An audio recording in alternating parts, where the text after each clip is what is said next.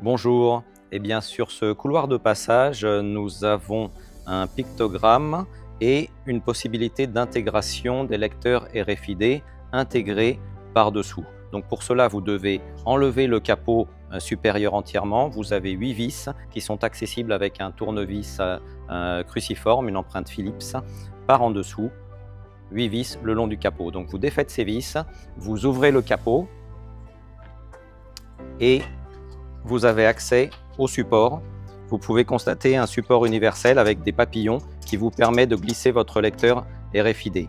Vous avez en largeur libre ici à peu près 8 cm, d'accord, 8 cm de largeur sur une longueur d'environ 13 cm maximale pour votre lecteur. S'il ne rentrait pas, vous pouvez utiliser un peu plus de profondeur. Vous avez par contre à ce niveau-là 11 cm libre si le lecteur est plus profond. Sur une longueur là qui est considérable, vous pouvez aller jusqu'à 16 ou 17 cm. D'accord ? Vous pouvez éventuellement, ou nous pouvons vous fabriquer sur mesure des supports qui permettent de se reprendre en dessous pour fixer le lecteur s'il est, comme je disais, d'une taille qui ne permet pas de l'ancrer à ce niveau-là sur ce support universel. Vous disposez d'un potentiomètre pour réguler la puissance du buzzer en cas d'alarme. Ce potentiomètre-ci, vers la gauche, vous augmentez et vers la droite, vous diminuez jusqu'à éteindre complètement le buzzer. Faites les réglages, mettez le capot en position et ensuite vous vérifiez que ce sera bien. Évidemment, avec le capot, le buzzer s'entend beaucoup moins que comme ceci, capot ouvert. Ce couloir de passage est étudié pour être installé aussi bien en extérieur qu'en intérieur. Il est extrêmement robuste et en extérieur, vous pouvez être dans une situation où il se trouve au soleil, il chauffe beaucoup, donc il est équipé par défaut d'un ventilateur que vous entendez peut-être sur cette vidéo.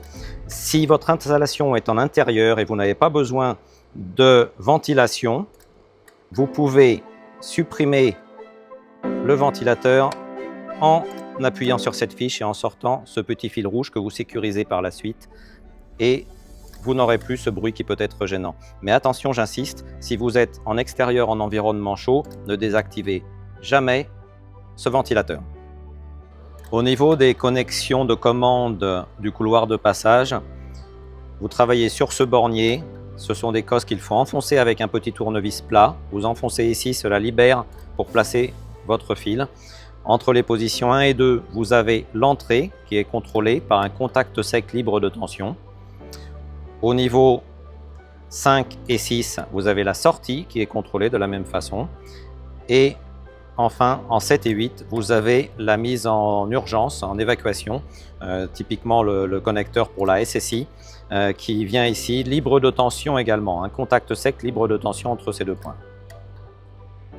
Une fois que vous avez raccordé votre couloir de passage, vous pouvez tester qu'il fonctionne correctement. Vous avez des boutons pour cela, une sortie, une fermeture, une entrée. Vous appuyez une fois, ça déclenche la fonction.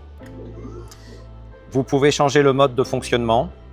Donc là, vous êtes en diode verte, vous êtes en passage libre, ouverture automatique. Là, en rouge, vous êtes en mode condamné, personne ne peut passer.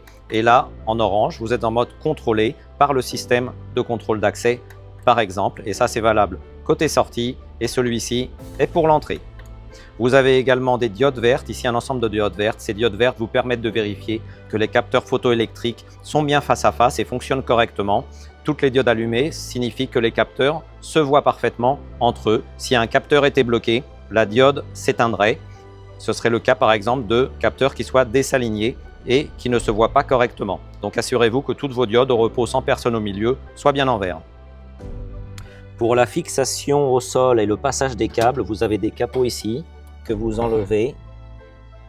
Vous ouvrez la serrure, vous enlevez le capot et vous avez la visibilité ici.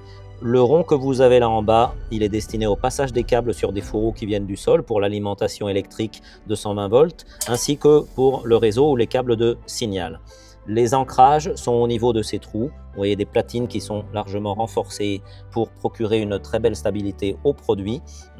Le reste est complètement ouvert, donc si vous avez un problème pour passer vos câbles au niveau des arrondis ici, vous pouvez passer vos câbles le long. Comme vous pouvez constater, là c'est symétrique. Vous avez la même chose de l'autre côté avec un passage pour les fourreaux également tout au bout.